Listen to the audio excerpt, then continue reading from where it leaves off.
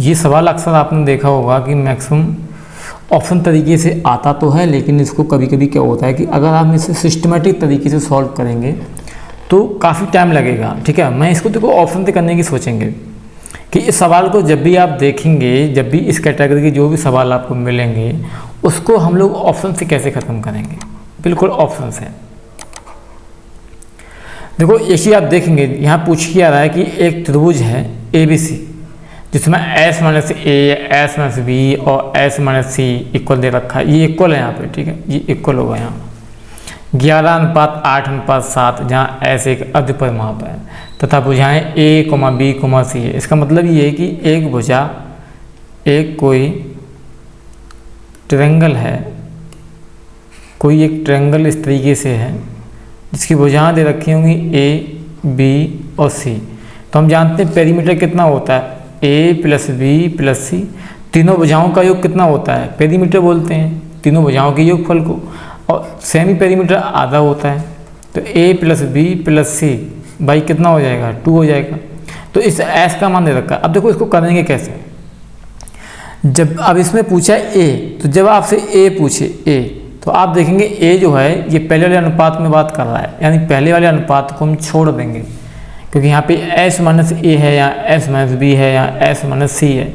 तो जब A की बात करेगा तो पहले वाले अनुपात से कोई मतलब मत रखो आप, बाद वाले दोनों को जोड़ दो, 8 और 7 15, तो यहाँ कितना आया, ये 15 आ जाएगा। जब आपसे B पूछे B, और B किसमें, बीच वाले में है, यहाँ पे है, तो अब हम बीच वाले से कोई मतलब नहीं रखेंगे, अब पहले और तीसरे से मतलब रखेंगे। तो पहला और तीसरा कितना है, 11 और 7 18 है, तो ये 18 आंसर आ जाएगा। जब बात करेगा C के मामले में कि C पूछे, तो C यहाँ पे तीसरे वाले में है, तो अब हमें तीसरे वाले से कोई मतलब नहीं है, पहला और दूसरा जोड़ दीजिए, ऐड कर दीजिए, तो 11 और 8 कितना होगा, 19। ये आपका राइट आंसर। तो आप देखेंगे जब भी A की बात करेगा तो दूसरी और तीसरी जोड़ देंगे, 8 7 15, 8 7 15। B की बात करेगा तो पहला और तीसरा जोड़ेंगे, 11 7 18, 11 7 18। और फिर आप क्या करेंगे, C की बात करेगा तो हमें तीसरे से कोई मतलब नहीं है, पहला और दूसरा ऐड कर देंगे, 11 8 19 हुआ आपका आंसर। ये ऑप्शन से करने का तरीका है। जब भी आएगा आप ऑप्शन से ऐसे ही करेंगे, हमेशा इस कैटेगरी के जो भी सवाल आएंगे हमेशा ऐसे करेंगे। बट अब थोड़ा सिस्टमेटिक समझते हैं कि इस सवाल को जब भी कुछ बच्चे कहेंगे नहीं हमें तो सिस्टमेटिक तरीका तो ये तो आपने रटवा दिया कि ऐसा ही कैसे हो सकता है। चलो देखते हैं कि इसको सिस्टमेटिक तरीके से कैसे करेंगे। ऑप्शन से करने का ये सबसे बेस्ट तरीका, इस कैटेगरी जो भी सवाल आएंगे हमेशा ऐसे ही काम करेंगे, ये फिक्स वैल्यू दी होती हैं। तो हम करेंगे क्या, यहाँ पे जोड़ सकते हैं। अगर तीनों अनुपात को हम जोड़ दें तो आप देखेंगे S minus A plus S minus B plus S minus C equal, हमने तीनों अनुपात को जोड़ दिया, 11 प्लस 8 प्लस 7। जब आप इसको जोड़ेंगे तो 11 और 8 19 और 8 कितना हो जाएगा, 27 26, 8 7 15 11 26 हो जाएगा, क्योंकि 11 और 8 19 और 7 26। इधर आप देखेंगे तो ये बन जाएगा 3S माइनस कॉमन ले लेंगे तो A plus B plus C बराबर 26। तो अब यहाँ पे आइए, आप देखो ये क्या दे रखा है, क्योंकि अर्धपरिमाप है, तो अर्धपरिमाप का मतलब समझते हैं आप। यहाँ से अगर देखा जाए, क्योंकि तीनों भुजाओं को जब जोड़ा था आपने, क्योंकि एक ही और दे रखी होगी जहाँ S एक अर्धपरिमाप है, तो जब अर्धपरिमाप की बात करेगा तो हम जानते हैं कि अर्धपरिमाप कितना होता है। आप ऐसे लिख सकते हैं S बराबर A plus B plus C by 2। ठीक है, तो यहाँ से कितना आ जाएगा, 2S बराबर आ जाएगा A plus B plus C। अब हम यहाँ से क्या करेंगे, A plus B plus C की जो वैल्यू यहाँ पे है वो यहाँ पुट कर देंगे, तो 3S माइनस 2S बराबर 26 आ जाएगा। तो यहाँ पे S बराबर आ जाएगा 26। अब S का मान 26 आ गया। अब जब हम बात क्या कर रहा है कि A मान निकालना है, तो A कब निकाल पाएंगे, आप देखेंगे S माइनस A का मान कितना है, 11 है, यानी आपके पास S माइनस A बराबर 11 है।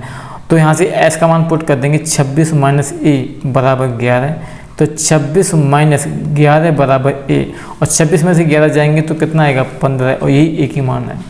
ये एक प्रोसेस तरीका है, सिस्टमेटिक तरीका है। और फिर आप देखेंगे S या B निकाल लेंगे, क्योंकि S का मान तो फिक्स रहेगा।